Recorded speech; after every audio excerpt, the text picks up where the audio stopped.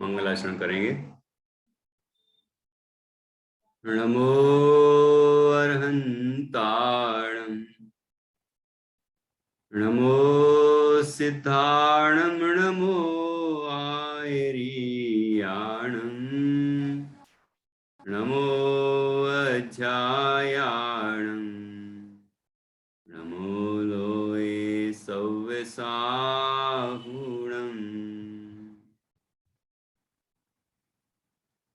मंगलम भगवान वीरो, मंगलम गौतमो गणी, मंगलम कुंद कुंदाद्यो, जैन धर्मोस्तु मंगलम। सर्वमंगल मांगल्यम सर्वकल्याणकारकम, प्रधानम सर्वधर्माणां जैनम जयतु शासनम, जैनम जयतु शासनम।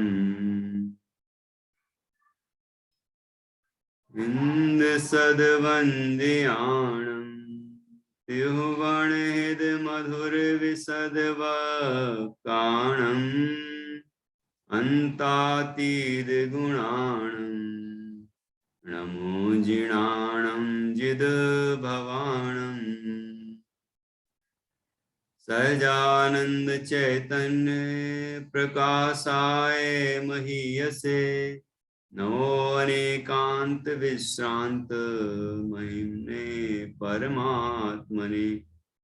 दुर्निवारणायानीक विरोध ध्वंसनौषधि, स्यात्कारदि जीविता जिया जैनी सिद्धांत पद्धति। स्वसंवेदन सिद्धाय जिनाय परमात्मने, शुद्ध जीवास्तिकायाय नित्यानंद चिदे नमः।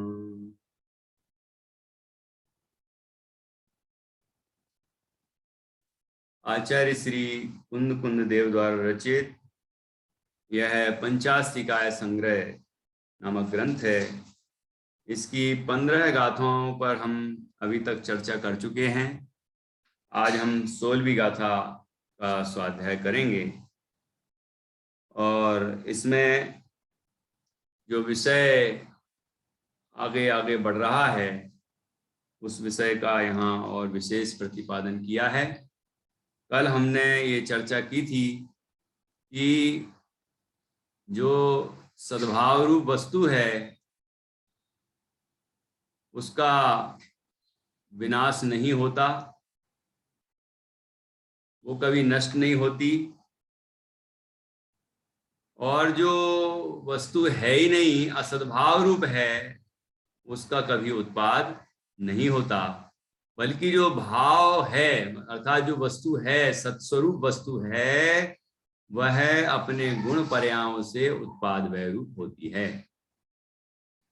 अर्थात नवीन गुण पर्यायवान प्रत्येक द्रव्य है वो नवीन पर्याय की उत्पत्ति से उत्पाद रूप होता है, पूर्व पर्याय के विनाश से वह व्यय रूप होता है और अपने ध्रुव स्वभाव से ध्रुव रहता है।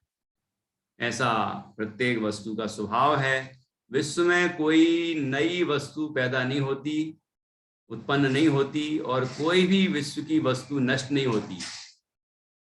प्रत्येक वस्तु में उत्पाद व्यय होने पर भी नई वस्तु का उत्पाद नहीं होता और जो वस्तु है उसका विनाश नहीं होता। ये बात 15वीं गाथा में कही थी। गोरस का उदाहरण दिया था, जैसे कि घड़े का उदाहरण प्रसिद्ध है। मिट्टी घड़ा, और वो मिट्टी पिंड रूप थी, फिर मिट्टी घड़े रूप हो गई, और मिट्टी दोनों अवस्थाओं में सद्भाव रूप है। ऐसे वो गोरस अर्थात दूध, घी, दही, मक्खन, ये सब गोरस कहलाते हैं। तो दूध में से मक्खन निकाला और मक्खन को तपाया तो वो हो गया, बन गया घी। तो घी की जो उत्पत्ति हुई और मक्खन का हुआ व्यय, और गोरसपना सद्भाव रूप है। क्योंकि मक्खन भी गोरस है और घी भी गोरस है, तो घी गोरस मौजूद है, दोनों ही अवस्थाओं में सद्भाव रूप रहता है। इसी तरह प्रत्येक द्रव्य की स्थिति है। अब हम आगे बढ़ रहे हैं। हाँ, निधि जी को कुछ पूछना है। भैया ये बात जब मैं अपने बच्चों के लेवल से सोचती हूँ ना, तो उनका जरूर एक प्रश्न उठेगा ये सुनकर कि जो नई चीजें इन्वेंट हो रही हैं, अब जैसे प्लास्टिक पिछले 50-60 सालों से ही आया है, ये नई चीज है एकदम। प्लास्टिक जो हम यूज करते हैं, या कोई भी प्लास्टिक, डब्बों वाली चाहे पॉलिथीन वाली, तो ये तो बहुत छोटा सा एक एग्जाम्पल है। हम जब केमिस्ट्री पढ़ रहे थे, तो जब वो पीरियोडिक टेबल पढ़ते थे, तो उसमें तो कहा कि एक एक एलिमेंट नया नया बनता जा रहा है, बना रहे हैं वो पीरियोडिक टेबल में नए नए एलिमेंट्स आ रहे हैं। और इतने इन्वेंशंस होते हैं, दिन रात साइंटिस्ट लगे हुए हैं कुछ नई दवाई बनाने में, कुछ नया बनाने में। अभी जब कोरोना भी हुआ तो कहा कि ये जो वायरस आया है ये लैब मेड है, ह्यूमन मेड है। इनकी व्याख्या कैसे करेंगे हम? फिर मैं ये बात समझती हूँ कि जो मेन एलिमेंट्स हैं, वो तो केमिस्ट्री वाले वो भी कहते हैं साइंटिस्ट कि जो मेन एलिमेंट्स हैं उनमें ही कुछ कुछ ऐड करके नया बना देते हैं। लेकिन इतना कुछ तो नया बनता हुआ दिख रहा है, फिर हम ये कैसे सिद्ध करेंगे कि ये जो कुछ नया नहीं बन सकता? फिर किस, तो जो चीज नहीं बन रही है उसका आधार और जो बेसिक हमारे पास मटेरियल है, मतलब कुछ एक बीच में ब्रिज होना चाहिए ना इस बात को समझने के लिए। आपके प्रश्न में ही आपने समाधान भी कर दिया। अच्छा। एलिमेंट्स हैं वो वही के वही हैं, वो कोई जी। नहीं हुए हैं। हम्म। एलिमेंट्स वही हैं, तत्व वही हैं, तो फिर नया क्या पैदा हुआ? अब जैसे कि टेक्नोलॉजी नई विकसित हो सकती है, वो नई टेक्नोलॉजी जो है वो पर्याय है, तकनीक है पर्याय है। कोई ऐसा थोड़ी है कि वस्तु ही नई है। जैसे हाँ टेक्नोलॉजी क्या है, एक नया तरीका है, कोई भी कार्य करने का नया तरीका है। मतलब हाँ। जैसे कोई साधारण जो व्यवस्था है वस्तु की, कि जैसे कि माँ के गर्भ में बालक का जन्म मतलब पलता है, जन्म होता है, भ्रूण बनता है, पर धीरे धीरे विकसित होता है और जन्म लेता है, तो एक सामान्य व्यवस्था यही है। उसके बाद फिर अब किसी के ऑपरेशन करने की जरूरत पड़ जाती है, तो बोलते हैं कि ये नया सिस्टम लाए। तो नया सिस्टम क्या लाए कि वो जिस जगह से निकलता था, बालक का जन्म होता था, वहां से नहीं निकल के और दूसरे स्थान से निकल आया। ये चाणक्य ने भी किया था, और भी पुरानी स्थितियां बनती थी। तो ऐसा थोड़ी कि ये नहीं होता, लेकिन बालक गर्भ में आता है और उसके बाद उसका जन्म होता है। अब जन्म का स्थान बदल सकता है। अब दूसरा कि जैसे परख नली में ये सब प्रयोग करने लग गए लैब में, तो लेकिन तत्व तो वही होते हैं, वही रज और वीर्य मिला के वहां पर मिलाए जाते हैं, और वहां कोई जीव कहीं से मरकर वहां जन्म लेता है और वो बड़ा होता है, विकसित होता है, मतलब शरीर उसका विकसित होता है। और उसके बाद वो बेबी जो बोलते हैं, वो बच्चा यू मतलब ट्यूब ट्यूब बेबी वो हो गया। लेकिन लेकिन जो वो मूल तत्व है वो तो वही है ना। कोई जीव की उत्पत्ति नहीं हुई है क्या? है कोई, मतलब जैसे वहां पर कोई जीव आके जन्मा है ना, कोई ऐसा थोड़ी हुआ है कि उन लोगों ने वो जीव ही नया पैदा कर दिया। अब आपने कहा कि कोरोना वायरस मैन मेड है या फिर लेबोरेटरी में बनाया गया है, तो जीव को बनाया गया क्या? कोई भी पुद्गल वस्तु, जैसे ये मोबाइल है, ये जीव बन सकती है क्या? कोई भी पुद्गल वस्तु जीव नहीं बन सकती। ये उनने वैसा वातावरण, सम्मूर्छन जीव होते हैं, सम्मूर्छन जीव होते हैं जो तत्वार सूत्र में बताए गए हैं कि जहां उनको हवा, मिट्टी, पानी और अनुकूल वातावरण मिलता है, तो जीव कहीं से मरा, वहां की आयु पूरी की और यहाँ आके पैदा हो गया। वो सम्मूर्छन जन्म वाले जीव हैं, हम गर्भ जन्म वाले जीव हैं। संसारी जीवों में इतनी सारी योनियां बताई ना, 84 लाख योनियां हैं, और इतनी सारी प्रकार हैं उनके जन्म लेने के। ठीक है, तो वो लेबोरेटरी में उनके अनुकूल वातावरण दिया गया और वो पैदा हो गए। जैसे कि लोग कहते हैं 10वीं मंजिल पे वहां चींटियां कहाँ से आ गई?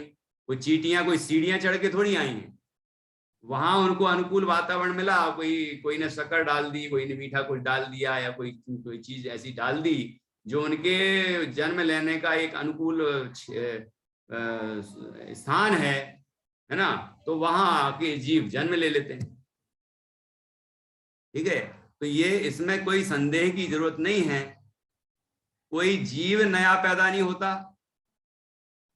जैसे कि आचार्यों ने ये बात बहुत तर्कपूर्ण ढंग से सिद्ध की है, और हमने द्रव्य संग्रह की तीसरी गाथा की चर्चा में ये लिया था, तो वहां पर ये आया कि लोग कहते हैं कि 5 भूत मिलके जीव की उत्पत्ति होती है, चेतना की उत्पत्ति हो जाती है।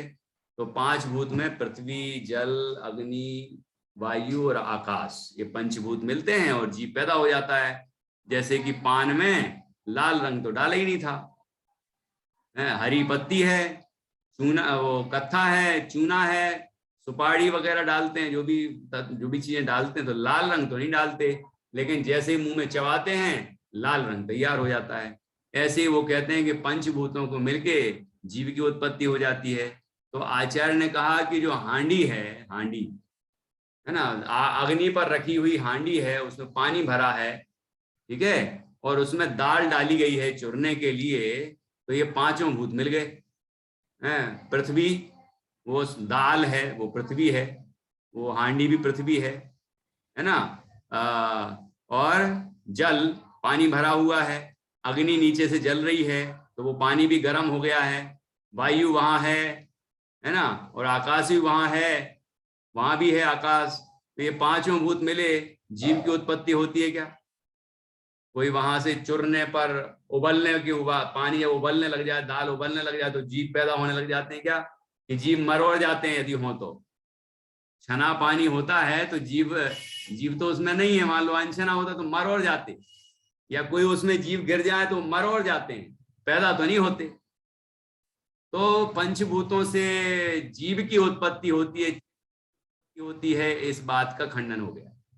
ऐसे ही यहाँ वस्तु व्यवस्था है, कोई कितनी भी टेक्नोलॉजी विकसित कर ले, तरीके बदल ले, लेकिन वस्तु का स्वरूप नहीं बदल सकता।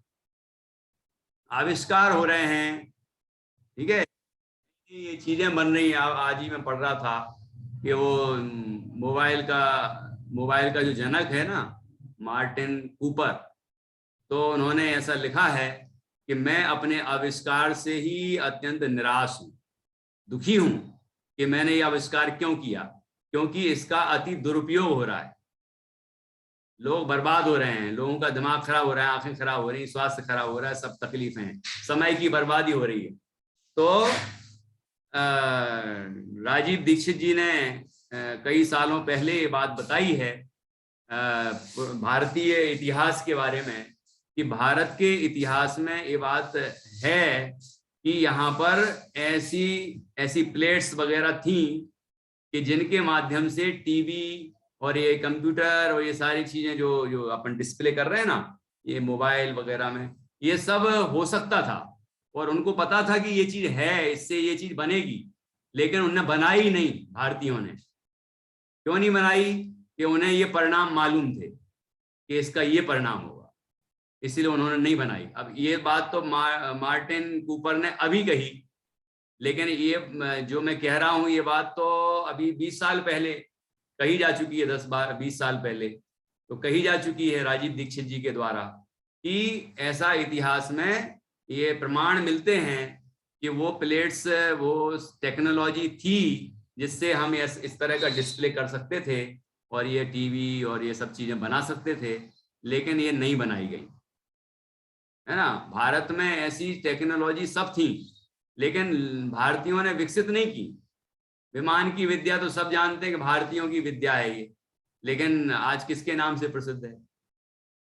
ठीक है। और उन्हें ये मतलब नहीं है कि आपका जो रेफ्रिजरेटर है या जो भी आपके टेक्नोलॉजी विकसित हो रही है, नए नए आविष्कार हम कह रहे हैं जिनको, ये शरीर पर कितना इफेक्ट करेंगे, नुकसान देंगी, उससे उनको कोई मतलब नहीं। ये जो मोबाइल की जो स्क्रीन है, ये आंखों को कितना प्रभावित करेगी और कितने चश्मे बढ़ेंगे, तो चश्मे के कांच लेंस भी वहीं से आते हैं जहां से ये आते हैं।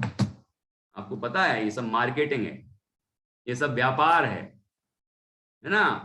तो हम लोग ठगे जा रहे हैं। तो ये सब सिस्टम हमारे पास था, लेकिन हम लोगों ने, ये भारतीयों ने इसको विकसित नहीं किया, क्योंकि इसके दुष्परिणाम भी वे जानते थे और लोभी लालची नहीं थे। भारत देश समृद्ध देश था, सोने की चिड़िया वैसे नहीं कहते थे। तो भारतीयों को ये नहीं था लालच कि ये चीज हम बना दें तो लोग इसको खरीदेंगे और हमें इतना पैसा मिलेगा। पैसों का लालच यहाँ नहीं था लोग, ठीक है ना। इसीलिए ये चीजें विकसित नहीं की, और आज विकसित हो रही हैं। तो उसके पीछे जो भी उनके भाव हों वो तो सब जानते हैं, लेकिन कोई भी चीज नई नहीं हो रही है। अब आपने कहा प्लास्टिक, प्लास्टिक कोई नई पैदा हुई क्या? प्लास्टिक के तत्व नहीं थे क्या? जमीन में वो सब तत्व हैं। प्लास्टिक किस चीज से बनेगी? कौन सी चीज है वो सोना बनेगी? कौन सी चीज वही बनती पुद्गल ही है सब। वो सोना चांदी और जितनी भी चीजें बनती है ना जमीन के अंदर, ये कितनी सारी धातुएं होती हैं, ये सब जमीन के अंदर हैं, तो होती हैं ये उत्पन्न। तो ऐसा नहीं कि ये चीजें नई हैं। कांच, कांच है, वो सब तत्व हैं। हमने भी केमिस्ट्री पढ़ी है, फिजिक्स पढ़ी है, बायो पढ़ी है, सब पढ़ा है। तो ये सब हमने भी समझा है कि ये सब चीजें किस तरह से धरती में से और ये एलिमेंट्स होते हैं, और ये कैसे लोग उनको खोजते हैं, है ना। खोजना, वो क्या हो गया, उसको क्या बोलेंगे, आविष्कार, उसको तो डिस्कवरी बोलते हैं। डिस्कवर किया, खोजा, भारत की खोज की। भारत गुम गया था, जिसकी खोज की है। और उनकी हम स्कूलों में जहां भारत का भविष्य निर्माण हो रहा है, वहां उनका गुणगान करते हैं कि वास्को डी गामा ने भारत की खोज की। भारत की खोज की मतलब भारत आने का रास्ता उसने पता किया, और वहां से आके भारत को लूट ले गया। और हम उसका गुणगान कर रहे हैं अपने विद्यालयों में कि उसने भारत की खोज की। किसके लिए ये महिमावंत बात है? पुर्तगालियों के लिए होगी, अंग्रेजों के लिए होगी, दूसरे विदेशियों के लिए होगी। भारतीयों को कौन सा भला कर दिया? उनका तो नुकसान ही कर दिया।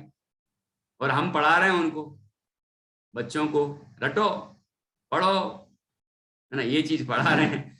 तो कहने का मतलब इसमें कोई दम नहीं है, हम भ्रमित नहीं हो।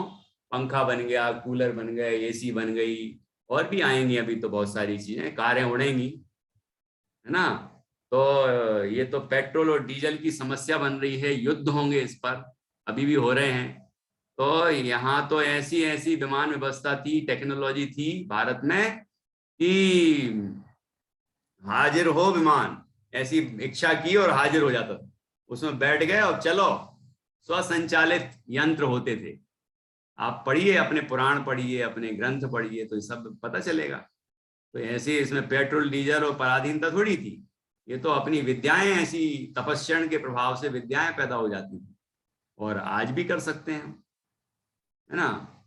लेकिन हम उस मूल बात को नहीं समझ के और ऐसा सोच रहे हैं कि वैज्ञानिकों ने कुछ इन्वेंशन किए, मतलब आविष्कार किए हैं और कुछ नई चीज लाए हैं। वो नई चीज लाने पर भी ऐसी कोई नई चीज नहीं आई है जो वस्तु किसी भी रूप में विश्व में नहीं थी। ऐसी कोई चीज नहीं आई, उसकी पर्याय नई बदल गई होगी, है ना। टीवी से वो एलईडी हो गई होगी, एलईडी से अब पता नहीं क्या हो जाएगी।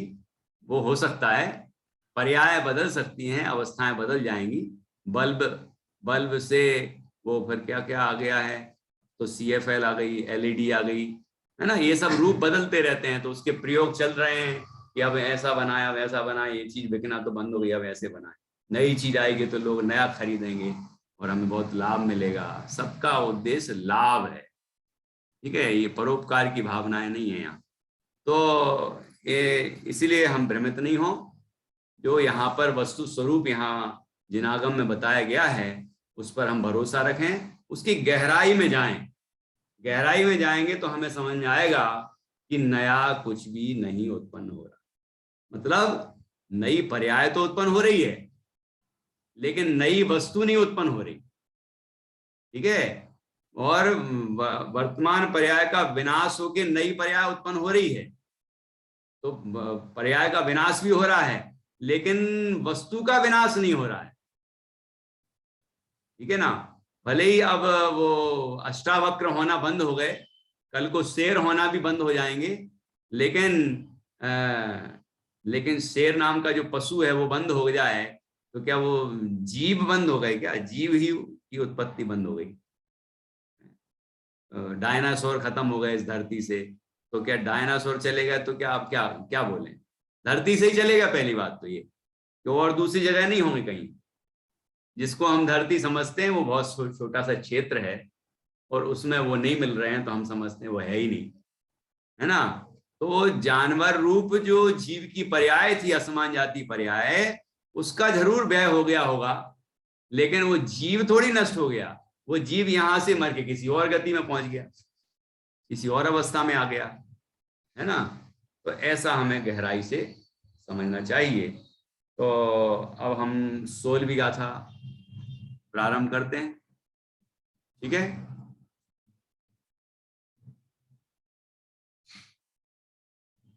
कोई भी प्रश्न आए तो हम भ्रमित ना हो, हम सोचें, उस पर गहराई से विचार करें, झगड़ा भी नहीं करें, उस बात को, उस सामने वाले की बात को भी समझें कि वो ऐसा क्यों कह रहा है। उसको जो दिख रहा है, जो पढ़ाया गया है, वही तो कह रहा है। तो हम उस बात को समझ के और शांति से धैर्य पूर्वक उसका समाधान करें। ये देखो, ये जो तुम कह रहे हो ये असत की उत्पत्ति नहीं है, और ये जो कह रहे हो ये सत का विनाश नहीं है। वो पर्याय किस तरह बदली है, टेक्नोलॉजी बदलना मतलब पर्याय का बदलना, रूप ही तो बदला है पुद्गल का। वो बल्ब से वो अब ट्यूबलाइट हो गई, ऐसी लंबी हो गई। पुद्गल थोड़ी नए आ गए, CFL हो गई, छोटी हो गई, और अब इन्वर्टर बल्ब आने लगे। पता है आपको, इन्वर्टर लगाने की जरूरत नहीं पड़ेगी, आप बल्ब की जगह उसको लगाओ, चालू रखो, अपने आप चार्ज हो जाएगा, लाइट जाएगी तो भी वो जलता रहेगा, इन्वर्टर बल्ब। तो इन्वर्टर का जो टेक्नोलॉजी सिस्टम है वो उसके अंदर ही फिट कर दिया, तो इन्वर्टर बल्ब हो गया, तो लोग खरीदेंगे, है ना। ऐसी बहुत सारी चीजें आएंगी, तो हम उससे ये ना सोचें कि कोई असत की उत्पत्ति हुई है ना। असत की उत्पत्ति नहीं हुई, सत जो द्रव्य है, उत्पाद व द्रव्य स्वरूप, उसकी ही नई पर्याय की उत्पत्ति हुई है। ठीक है, पूर्व पर्याय का विनाश, नई पर्याय की उत्पत्ति, और मूल तत्व का वही रहना। तो पुद्गल ही तो है वो, CFL हो या बल्ब हो या फिर वो इन्वर्टर बल्ब हो, वो है तो पुद्गल। तो पुद्गल कहाँ नया लाए, कहाँ से लाए? पुद्गल कोई नया नहीं उत्पन्न होता, ऐसे कोई भी द्रव्य नया उत्पन्न नहीं होता। ठीक है, 7वां द्रव्य लाके बता दें तो हम सोचेंगे फिर। 7वां द्रव्य मतलब 6 द्रव्यों में जो स्वरूप है, 6 द्रव्यों का जो स्वरूप जिनागम में बताया है, उसके अतिरिक्त कोई द्रव्य लाके बताएं कि इसका स्वरूप आपके जो बताए हुए स्वरूप से बिल्कुल भिन्न है। ठीक है, तो हम सोचेंगे इस बात पर कि कुछ नया आविष्कार किया है, कि इन्वेंशन किया है, कि क्या किया है, मतलब नई कुछ उत्पत्ति की है, असत की उत्पत्ति हुई है। तो ऐसा कभी नहीं होगा, ये कोई काल प्रभाव से भी ऐसा नहीं होता, है ना। हुंडा और सर्पणी काल से भी ऐसा नहीं हो सकता। तो ये बात अपन को समझना है, अनहोनी कबहू नहीं होती, काहे होत अधीराज। चलिए, तो 16वीं गाथा है। यहाँ कहा गया है कि यहाँ द्रव्यों, गुणों तथा पर्यायों को दिखलाते हैं। ये विषय जो अभी पहले से चल रहा है वो और स्पष्ट कर रहे हैं, और स्पष्ट कर रहे हैं, अभी और आएगा, विश्लेषण होता जाएगा, वो विषय बिल्कुल स्पष्ट हो जाएगा कि जो आचार्य द्रव्य गुण पर्याय समझा रहे हैं या द्रव्य का स्वरूप समझा रहे हैं, है ना, वो बिल्कुल स्पष्ट होता चला जाएगा। तो 16वीं गाथा।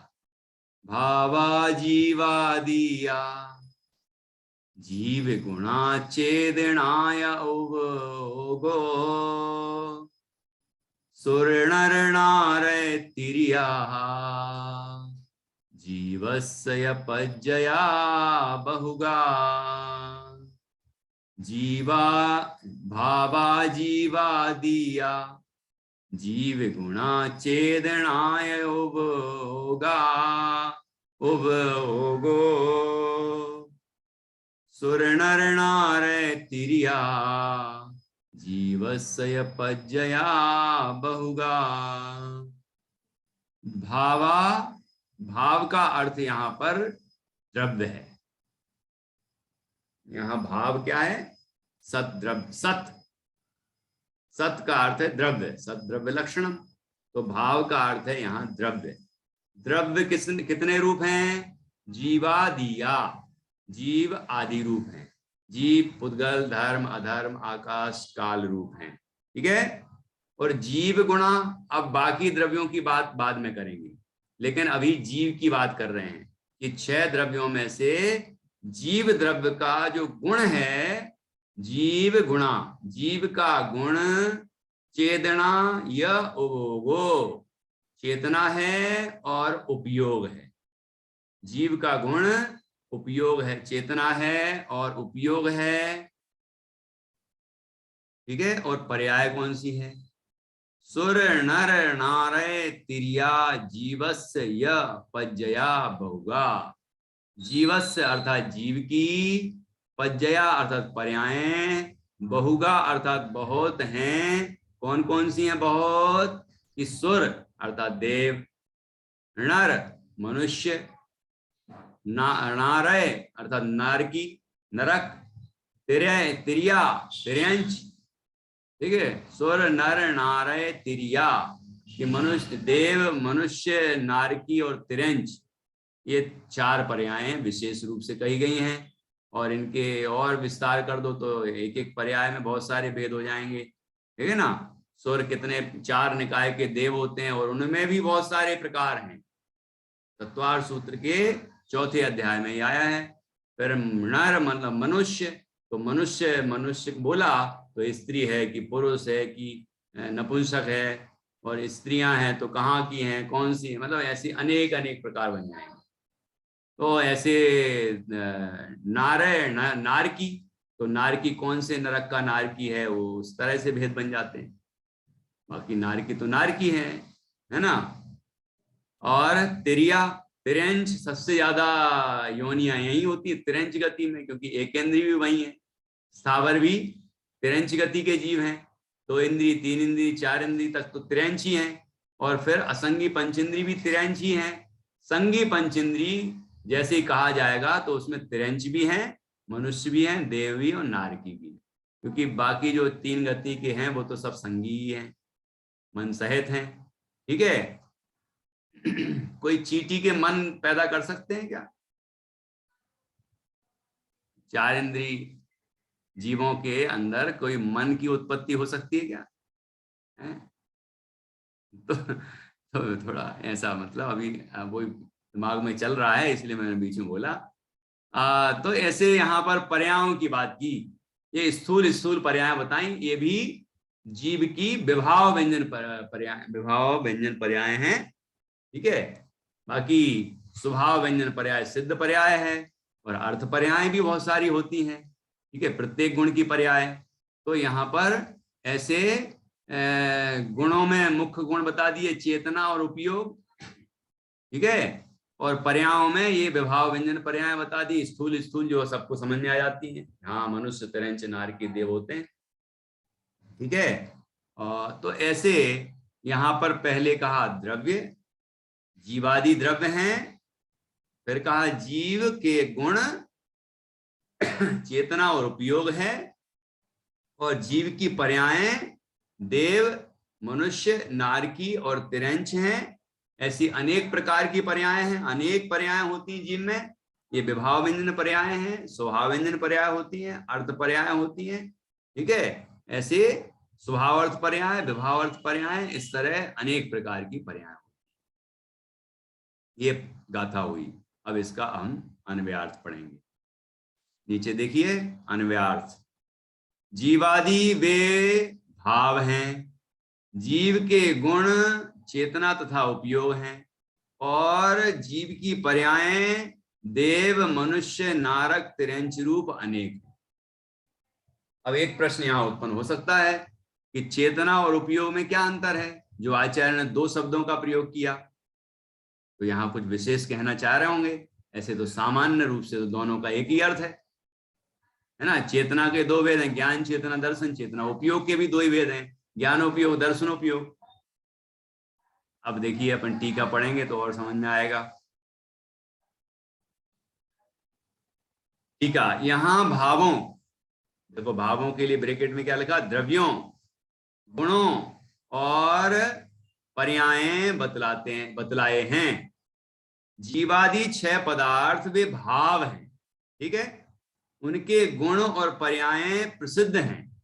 तथापि आगे अगली गाथा में जो उदाहरण देना है उसकी प्रसिद्धि के हेतु जीव के गुणों और पर्यायों का कथन किया जाता है। आगे अभी इसका विश्लेषण चलेगा। जीव के गुणों, ज्ञानानुभूति स्वरूप शुद्ध चेतना तथा कार्यानुभूति स्वरूप और कर्म फलानुभूति स्वरूप अशुद्ध चेतना है, और चैतन्यानुविधायी परिणाम स्वरूप सविकल्प निर्विकल्प रूप शुद्धता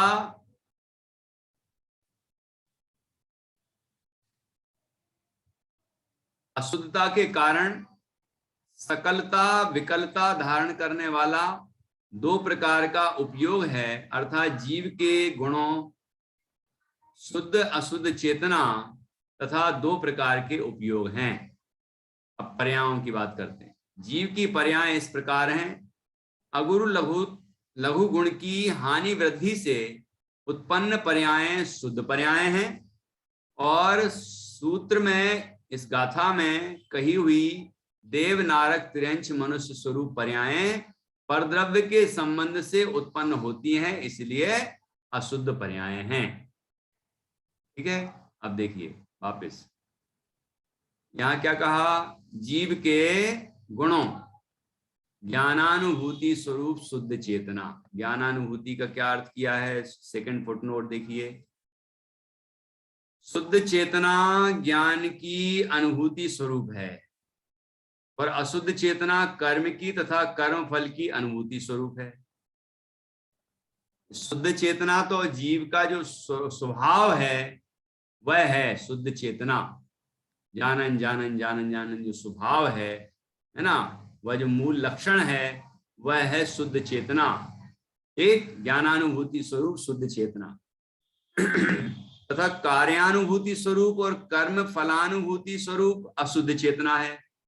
कर्म चेत, कार्य का अर्थ है यहाँ कर्म, तो कर्म फल चेतना, कर्म चेतना और कर्म फल चेतना, ये क्या है, कर्म चेतना अर्थात राग द्वेष आदि विकारी परिणाम, क्रोधादि भाव, और कर्म फल चेतना क्या है, वो सुख दुख के परिणाम, जो राग द्वेष के कारण जो सुख दुख के परिणाम होते हैं वो कर्म फल है, कर्म फल चेतना है। तो ये इनकी भी जीव को अनुभूति होती है, ठीक है, इनकी सबकी अनुभूति होती है। तो ये अशुद्ध चेतना है, क्योंकि कर्म चेतना वो रागादि विकारी परिणाम वो अशुद्ध भाव हैं, और उनसे उत्पन्न होने वाला जो उनका फल है, राग द्वेष का फल क्या है, क्रोधादि का फल क्या है, आकुलता, दुख ही कम हुआ तो उसको सुख कह देते हैं। दुख कम होता है तो सुख कहते हैं, कम दुख को सुख कहने का व्यवहार है, टोडरमल जी साहब ने लिखा 9वें अधिकार में, ठीक है ना। तो दुख कम हुआ तो हमने कह दिया वो सुख, और दुख बढ़ गया तो हमने कहा दुख, तो वो कर्म फल है। ये सब अशुद्ध परिणाम है जीव के, इसलिए उनको कहा अशुद्ध चेतना।